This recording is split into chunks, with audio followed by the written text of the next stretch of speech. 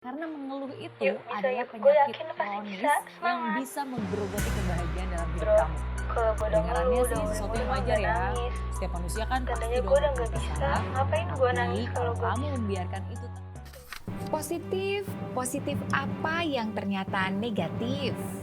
Coba jawab dong. Yuk, bisa yuk. Pernah dengar tentang toxic relationship kan? Itu loh, yang kata ahli psikologi, sebuah hubungan yang didasarkan pada konflik, persaingan, dan kebutuhan untuk mengontrol. Tandanya seperti kecemburuan berlebihan dan keinginan untuk saling menyalahkan.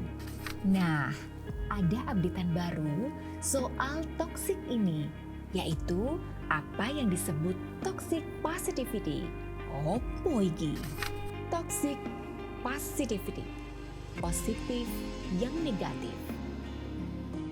Zhang Willingness menyatakan bahwa toxic positivity adalah obsesi pada positive thinking, yaitu keyakinan bahwa manusia mesti memberi makna positif pada semua pengalaman, bahkan yang sangat tragis sekalipun. Toxic positivity membungkam emosi negatif, menganggap rendah kesedihan, dan membuat orang tertekan karena berpura-pura bahagia ketika sedang menghadapi masa sulit. Selama beberapa dekade, berbagai buku populer menyoroti potensi dari positive thinking dengan menunjukkan bukti bahwa hal itu meningkatkan kesehatan mental. Misalnya, sebuah penelitian tahun 2018 yang menunjukkan self-esteem atau harga diri dapat mendukung positive thinking yang mengurangi risiko keinginan bunuh diri.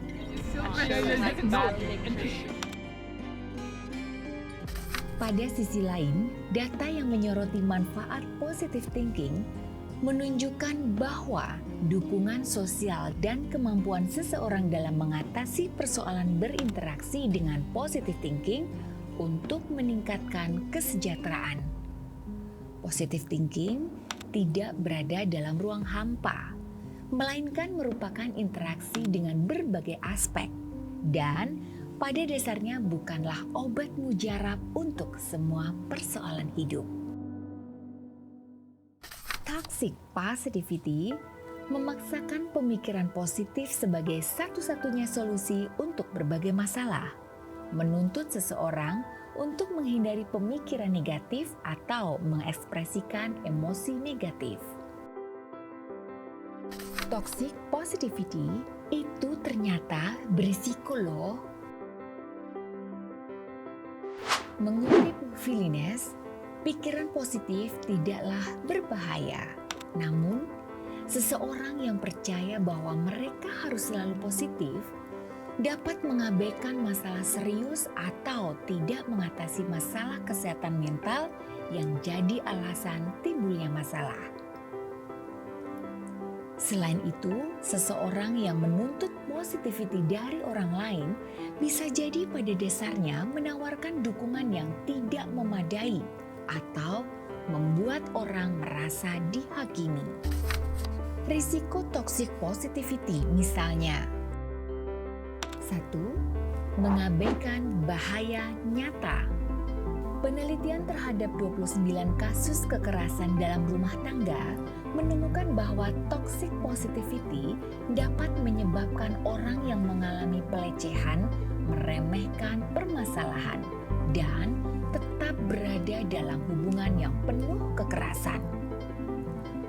Optimisme, harapan, dan pemberian maaf meningkatkan risiko kekerasan oleh pelaku. 2. Menganggap ringan rasa kehilangan. Duka dan kesedihan adalah hal normal saat menghadapi kehilangan. Seseorang yang mendapat dorongan untuk move on atau berusaha bahagia bisa merasa orang lain tidak peduli dengan kehilangannya. Orang tua yang kehilangan anak mungkin merasa bahwa anak mereka tidak penting bagi orang lain, sehingga menambah kesedihan mereka. 3. Isolasi dan stigma. Orang yang merasakan tekanan untuk tetap tersenyum saat menghadapi kesulitan lebih kecil kemungkinannya untuk mencari dukungan. Mereka mungkin merasa terisolasi atau malu dengan perasaan mereka, sehingga menghalangi untuk mencari bantuan. Menurut American Psychiatric Association, stigma dapat menghalangi seseorang mencari perawatan kesehatan mental. 4. Masalah komunikasi. Setiap hubungan memiliki tantangan.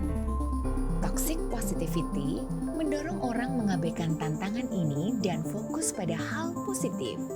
Pendekatan ini dapat menghancurkan komunikasi dan kemampuan memecahkan masalah dalam hubungan. Jadi, kita mesti gimana? Empati adalah kunci. Empati menjadi pilihan untuk menggantikan toxic positivity. Empati berangkat dari penerimaan atas perasaan apapun yang dihadapi orang lain yang membutuhkan dukungan kita. Empati dihadirkan setelah melalui proses meluapkan emosi yang memang justru dibutuhkan. Menerima dengan apa adanya akan lebih baik dibandingkan penyangkalan emosi atau buru-buru menyodorkan jargon-jargon positif. Karena memang dengan itulah manusia hidup. Kesedihan dan kegembiraan, kehilangan dan kehadiran, kemarahan dan penerimaan. Yuk, bisa yuk!